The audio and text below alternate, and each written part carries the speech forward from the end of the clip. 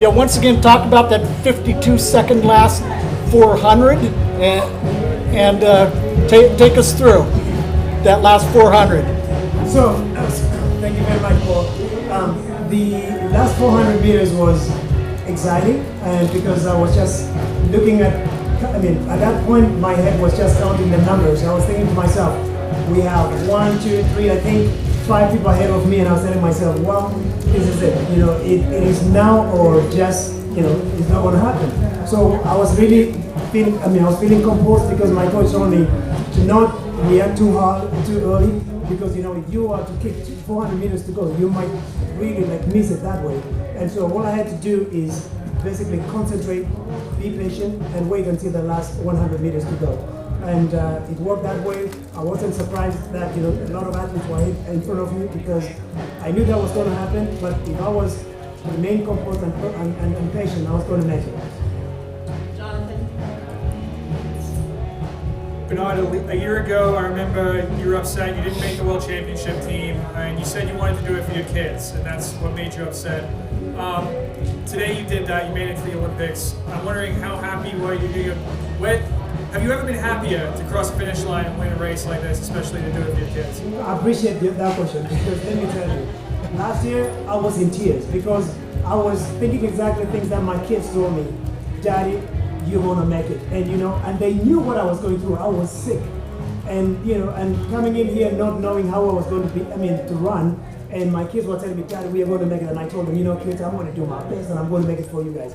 But that was my first team. If you guys understand this, my first team since the year 2000 that I did not make, and that was huge for me. And I was looking at my kids, and I wanted to do for them, and it was crashing. And I remember really reading things afterwards, and basically, I have to say, I was really happy to see Paul Merker just basically putting in there and mentioning Bernard Lagat was sick. Despite the fact that he was sick, he missed the team. And so I was like, wow, at least that was reported that way. But, and I thought, a few people myself thought Bernard is done.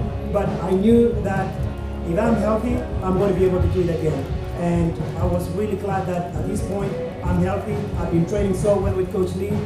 And I wanted to come and do the best I could. And basically not to end my race here at the University of Oregon. I tracked down the way I did at the Prefontaine Classic when I was sick again. So, and to win in front of my kids who have been telling me we have to go. My daughter tells me, Daddy, I want you to make to the Olympics so I can go watch gymnastics. And that is true. She's been telling, I want you, Daddy, to go so I can go watch gymnastics. We were watching gymnastics all day yesterday. And so she's a gymnast and she wants to go Olympics. So I made my daughter's day today. So I'm happy for that. Eddie Pels right behind you. Bernard, kind of the same theme. I mean, you thought you could make it, or I think you did. Did you sense that some people thought that it was kind of getting close to over for you? Did you sense any of that in the lead up to this? Your career was kind of winding down. It seemed like they were talking about other people. Yeah, since I announced that this is going to be my last track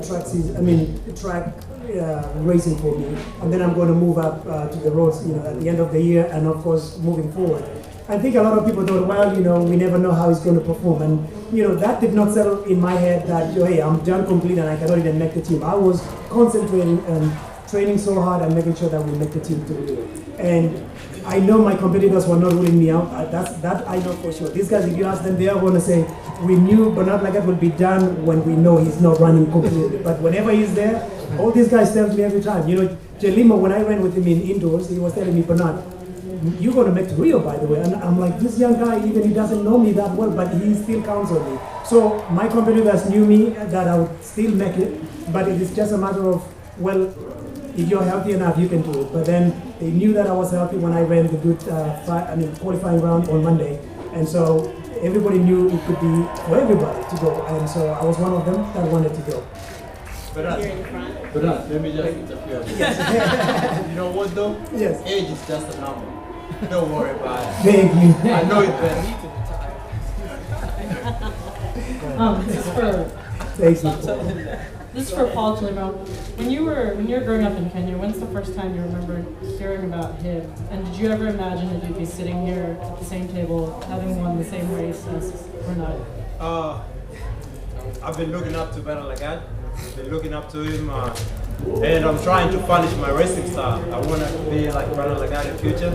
You know, I'm hoping when he retires, I'm gonna take over. You know, so today he won, but next time I'm taking over. Next question. Let's go to Nick Sicardi over here, please. You don't have a question? Sorry. Carrie, please. Kerry Andrews, Portland Tribune. Bernard, the ovation you got before the race was as big as I heard all week, and then of course the response as you were crossing the finish line. Talk about your reaction to that. Oh, let me tell you, when they introduced me, I was number 16 on the line, and let me tell you, I heard everybody cheering, and I actually had to stop and look because here's the thing. I appreciate what the fans do, and they know that whenever I go into the races, I give my honest effort.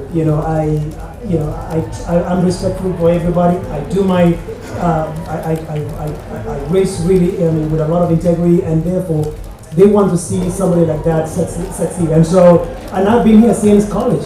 Coach Lee can tell you, we used to drive from Pullman, Washington, all the way here to do a dual meet. So, and this we're talking about 1998 or even 97. So these guys, the runners that I was running against, these guys are still new in, over here at the Hayward Field. I've been here for, this is almost 20 years now. This is 19 years ago when I first raced over here. I ran cross country 99 right here. So the fans have known me, and let me tell you, these are the same people that saw me when I was running in college. And you develop a certain relationship with people, and that is why, really, when I did not run well at the Prefontaine Classic when I was sick, I didn't want that to be the last image that people saw. And that crushed me, it hurt me, but I think in a way that helped me concentrate more and training hard to know that whenever I come over here, I do not want to disappoint. But then again, 10,000 happened. And again, out. More disappointment. And so I was like, is this the way it really is going to happen? It's not going to happen that way. But Coach Lee changed everything. He told me, you know what, that 10,000 meters was just another workout. It's a tempo run. So you're going to benefit from that race on first. It's going to help me. It's going to help you 10 days later, and really do it. And I'm so glad that worked out for me. Go to Ken again. This question's for Paul. You made a relatively early move to try to catch the two guys that went in front. What were you thinking, man? What was the idea of that move? I mean, my thinking was, I knew I'd train for the last 400. I mean, in practice I could run like 50 seconds for the 400. So I was pretty confident with my last kick, and I think just the moves between, I had moves in the race. I think that's what dampened my kick a bit. But I was trying to make it hard for Hassan Mead and Bernard Lagat. I don't want to go into the last 200 and I'm trying to do a kick with people. That was the only way I had a chance. So I tried make a early move and see who would react, who would get there, who would get the finishing line with me, and so that's how I did. I mean, I knew I wanted to make it the hard way. If somebody was in the team, I had to make it the hard way. Even if I got fifth or last, as long as I made it honest race and tough race. So that was my goal. I got 2 more questions. Go here and then back to Jonathan.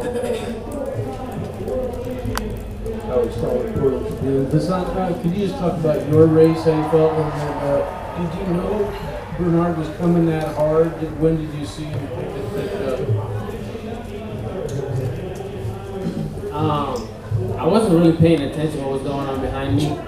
I mean, going to the bell lap, I think we were 3 wide, so I knew we were at least 5 deep going in. And then Paul took off as soon as we hit the backstretch.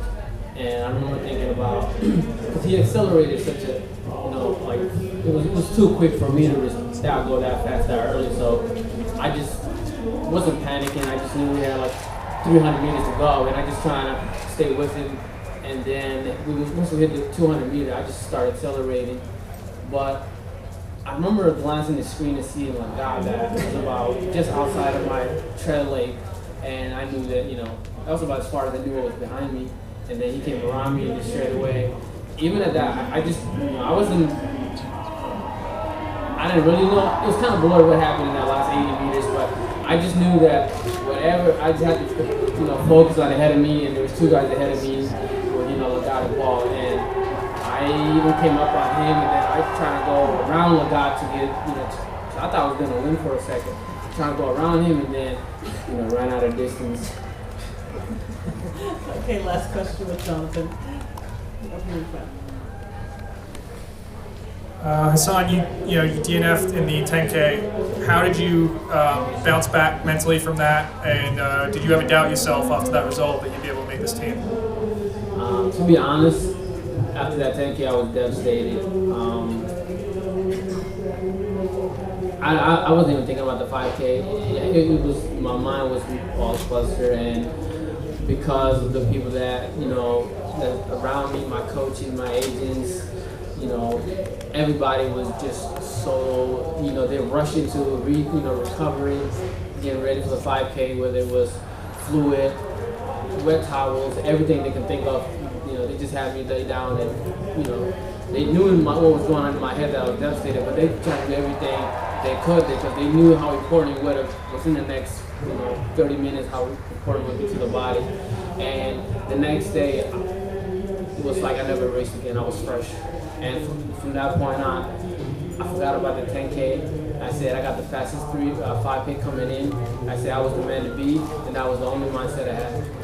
All right, everyone. Thank you. We'll do a